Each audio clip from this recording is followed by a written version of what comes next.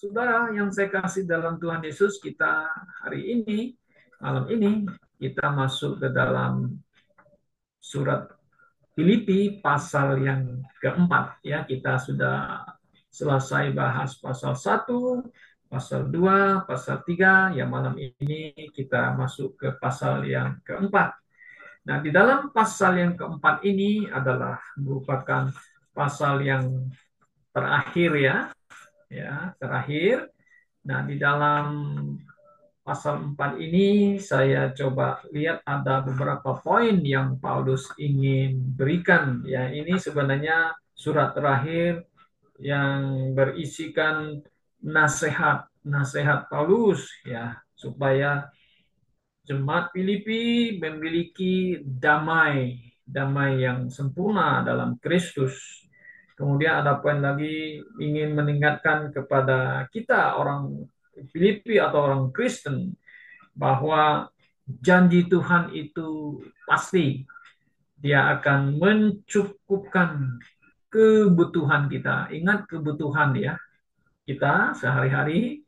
Kemudian terakhir dia adalah merupakan doa berkat penutup suratnya atau istilah bahasa Inggris itu kalau terkenal itu benedictions ya yang sangat Paulus uh, tulis dan tutup ya dengan doa gitu. Oke. Nah, mari kita lihat ayat demi ayat dari Filipi pasal 4. Paulus mengatakan demikian, karena itu saudara-saudara yang kukasihi dan yang kurindukan, sukacitaku dan mahkotaku, berdirilah juga dengan teguh dalam Tuhan.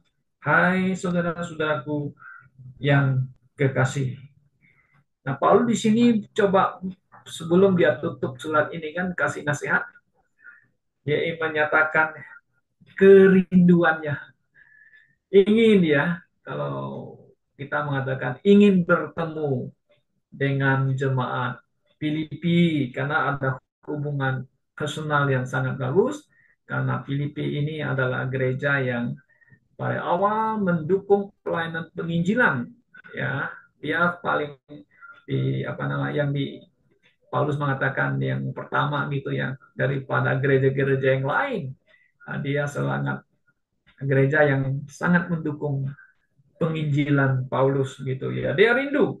Nah, kalau saudara masih ingat itu kata Paulus rindu mereka itu di pasal 1 sebenarnya dari awal dia sudah mengutarakan itu kepada jemaat di Filipi itu saudara bisa perhatikan di ayat yang ke-8 ya Filipi pasal 1 ayat 8 sebab Allah adalah saksiku betapa aku dengan kasih mesra Kristus Yesus merindukan kamu semuanya ya kan.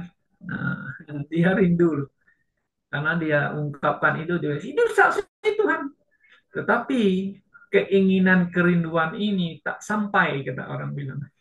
Why? Karena masih ingat saudara surat ini kan ditulis di penjara ya.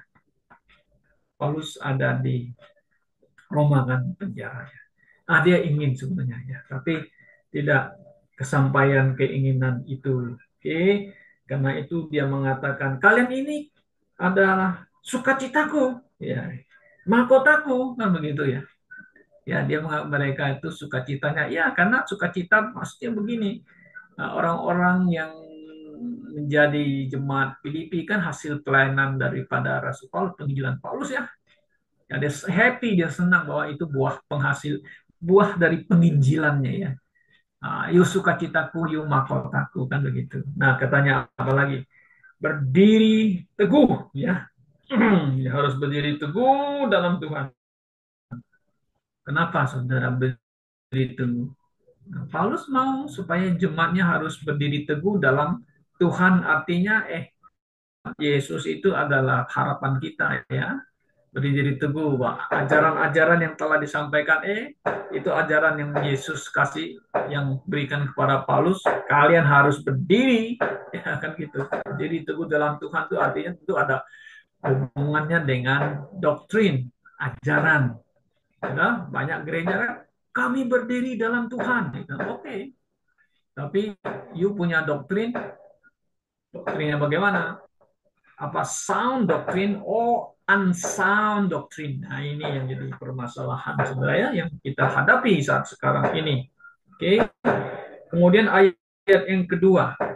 Nah, di sini ada permasalahan terjadi dalam gereja Filipi. Sini kita lihat disebut namanya Yudia, kunasehatkan, dan Sintike, kunasehatkan supaya sehati, sepikir dalam Tuhan. Nah, memang di dalam satu gereja ini memang kadang-kadang ada perbedaan pendapat ya, para pelayan Tuhan gitu ya.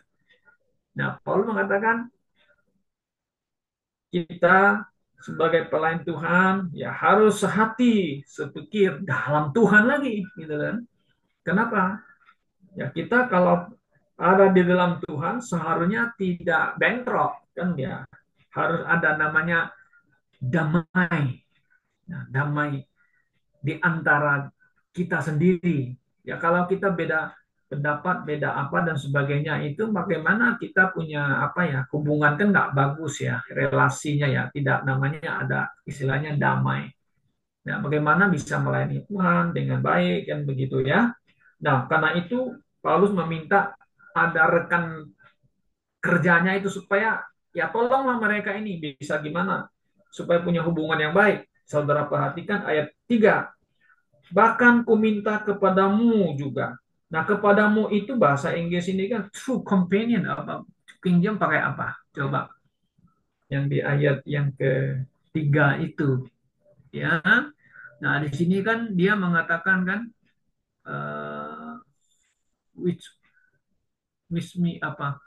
Di ayat yang ketiga bahasa Indonesia ini kan tolonglah mereka itu disebut susunggos ya. Saya cari-cari kenapa lain terjemahan di situ orang namanya sunsugos. Di King James tidak ada disebut nama orang, tapi di situ itu true yoke fellow. Nah, yoke fellow itu rekan kerja yang sejati kan begitu ya. Nah, you tolonglah kan begitu ya menyelesaikan mereka itu supaya jangan salah paham gitu ya. Oke. Nah, kalau di sini memang ada disebut namanya orang di situ ya. Oke, yang ada yang berikutnya karena mereka telah berjuang dengan aku dalam pekabaran Injil bersama-sama dengan Clemens dan kawanku sekerja yang lain yang nama-namanya tercantum dalam kitab kehidupan. Nah, dia sebut itu rekan-rekan rekan kerjanya sekalipun ada tidak sepaham, kita harus ada sehati dalam Tuhan, ya kan? Memang mereka disebut di situ oleh Paulus nama-namanya tercantum dalam kitab kehidupan. Nah, di sini kitab kehidupan tentu adalah kitab yang nama-nama orang yang telah diselamatkan ya, yang dicatat dalam buku ini. Buku kehidupan juga disebut The Lamb of Life ya. Buku The Lamb of Life kalau saudara lihat di Wahyu ya. Di Wahyu juga disebut. Perhatikan di Wahyu juga ada ya. Nama-nama mereka dalam disebut begitu. Oke. Nah, kemudian yang keempat, ayat 4 katanya. Yang keempat, bersukacitalah senantiasa dalam Tuhan. Selalu ada dalam Tuhan. Satu pikiran dalam Tuhan. Ya kan? Nah, kemudian disebut lagi di sini, senantiasa bersukacita, senantiasa dalam Tuhan. Sekali lagi, kukatakan bersukacitalah. Ya.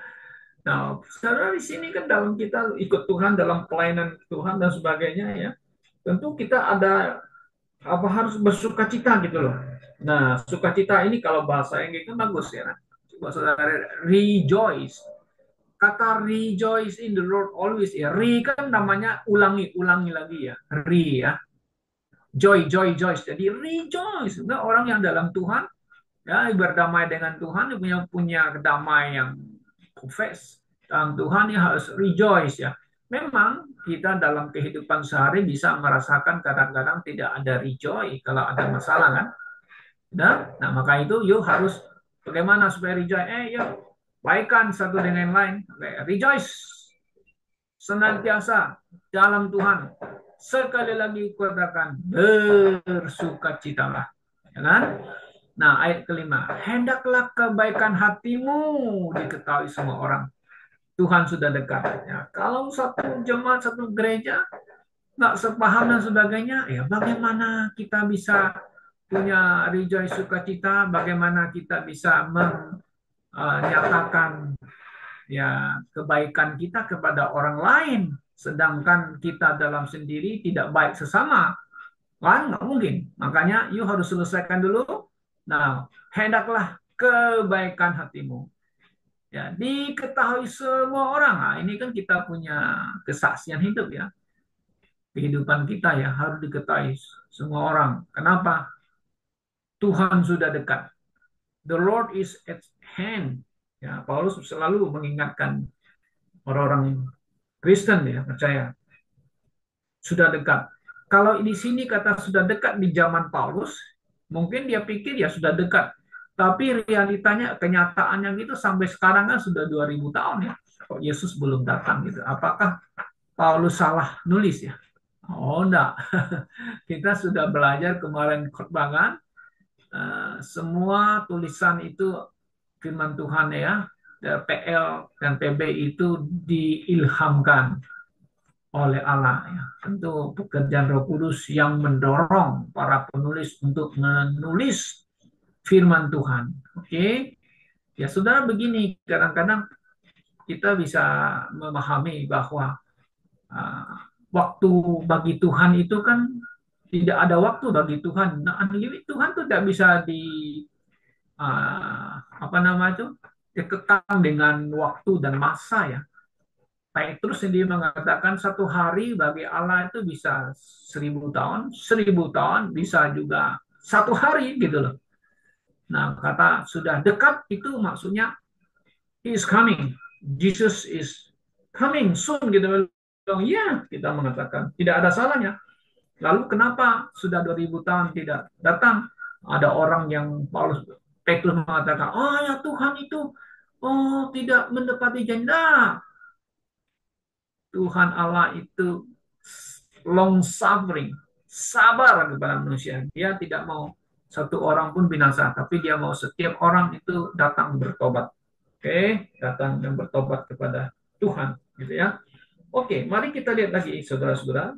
Kemudian ayat yang kelima, hendaklah kebaikan hatimu diketahui semua orang, Tuhan sudah dekat. Janganlah hendaknya kamu khawatir tentang apapun juga, tetapi nyatakanlah dalam segala hal keinginanmu kepada Allah dalam doa dan dalam permohonan dengan ucapan syukur. Damai sejahtera Allah melampaui segala akal akan memelihara hati dan pikiranmu dalam Kristus Yesus. Nah, saudara, jadi kita lihat di ayat ini sangat jelas mengatakan ya bahwa jangan kamu janganlah hendaknya kamu khawatir tentang apapun ya. Kadang-kadang memang kita punya ada sesuatu kekhawatiran ya. Setiap manusia, setiap saya pun pernah alami ya. Khawatir ini gimana dan sebagainya. Kita ada kekhawatiran. Tapi Tuhan Paulus mau supaya kita ini nyatakan dalam hal ini kepada Allah kan, keinginan kita kan. Apa keinginan Anda? Ya saya mau buat itu ini. Richard katanya mau sekolah lagi dan sebagainya. Ya, nyatakan itu. Ezra mungkin ada cita-cita. Nyatakan itu kepada Tuhan. Dengan cara bagaimana? Oh, puji Tuhan. Kita bisa nyatakan itu di dalam apa? Dalam doa. Ya, dia. Nah, itulah kita diberikan akses pintu masuk kepada Tuhan dengan membawa dalam doa keinginan kita kan. Dalam permohonan kita juga dalam doa. Dalam doa kita juga ada ucapan syukur. Ya, ucapan syukur kita kepada Tuhan. Ya. Nah, ini yang diberikan kepada kita sebagai anak-anak Allah ya. Kita bisa utarakan itu kepada Tuhan dalam doa permohonan dan ucapan syukur. Nah, ayat 7 kemudian. Damai sejahtera Allah yang melampaui segala akal akan memelihara hati dan pikiranmu dalam Kristus. Puji Tuhan. Nah, saudara-saudaraku, kalau kita menyerahkan semua itu, keinginan kita dengan doa kita kan, oh Tuhan berikan kita itu damai sejahtera Allah itu. Ya? Nah, demikian juga di jemaat Filipi itu. Ya, you ada problem masalah, ya, bagaimana ada damai sejahtera Allah dan enggak. Oh, you harus sama-sama memiliki pikiran Tuhan di dalam hidup kita. Nah, kemudian ada damai sejahtera Allah yang melampaui segala akal, memelihara hati dan pikiranmu dalam Kristus Yesus. Puji Tuhan. Nah, ini satu janji Tuhan kepada kita ya, supaya ada damai sejahtera Allah itu. Nah, begini saudara-saudara ya, damai sejahtera Allah ini kalau kita bandingkan dengan Matius 10 ayat 34, Yesus pernah berkata, "Aku datang bukan membawa damai, tetapi membawa pedang." Nah, bagaimana apakah ayat ini ada kontradiktif ya? Begini, Yesus datang mengatakan aku datang membawa tidak membawa damai. Damai ini kan begini. Maksudnya bukan damai universal yang Tuhan berikan kepada dunia ya, damai. Tapi damai ini adalah damai dari yang diberikan kepada setiap orang yang percaya kepada Tuhan Yesus Kristus. Betul. Nanti satu hari jika Yesus datang kembali ke kedua kali, wah, dunia ini akan penuh dengan damai sejahtera. Tidak ada perang lagi. Kita bisa hidup dengan binatang sesuai yang dengan di Yesaya pasal 11 ya. Anak-anak kecil bisa main dengan binatang buas, semuanya penuh dengan damai sukacita. Ya. Nah, damai sejahtera adalah yang Tuhan berikan kepada setiap pribadi kita. We have a peace ya di dalam Yesus Kristus yang melampaui akal kita ya. Iya, ya, dia akan memelihara hati kita. Oke. Baik. Jadi ayat 8 kemudian mengatakan, jadi akhirnya saudara-saudara, semua yang benar, semua yang mulia, semua yang adil, semua yang suci, semua yang manis, semua yang sedap didengar, semua yang disebut kebajikan dan patut dipuji, pikirkanlah semua itu. Nah, di sini Paulus mau mengingatkan mereka ya. Akhirnya katanya ya, ini nasihatnya kan. Ya, apa yang benar katanya kan? Yang dalam kehidupan kita sehari-hari. Nah, yang mulia katanya, yang adil semuanya. Ayo, gimana? You pikirkan, ya, you pikirkan, you renungkan hal-hal yang apa nama itu, yang baik ini kan sebagai orang Kristen, orang yang percaya kepada Tuhan, ya. Nah, ini memang adalah nasihat dari Paulus kepada kita sudah dalam hidup kita apa yang sudah pikirkan gitu. Ya, ada pikir yang benar, oh ya tentu. Ada kita pikir yang mulia, mulia itu selalu yang mulia yang agung gitu ya, hal-hal yang agung gitu ya kan? Ya kita lalu pikirkan juga ada keadilan lah, oh yes, dan semua yang suci ya kita harus melakukan hal-hal yang benar kan begitu ya saudara ya.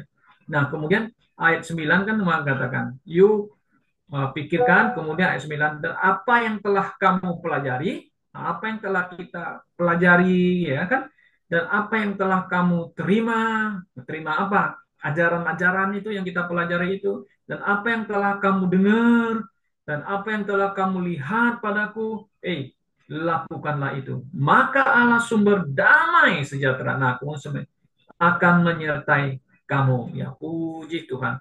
Jadi kita lihat di sini saudara-saudara, bahwa orang-orang Filipi ini telah banyak mendengarkan ajaran Rasul Paulus, ya kan, melalui pendengaran, ya kan, mereka melihat karakter atau teladan Paulus dan sebagainya.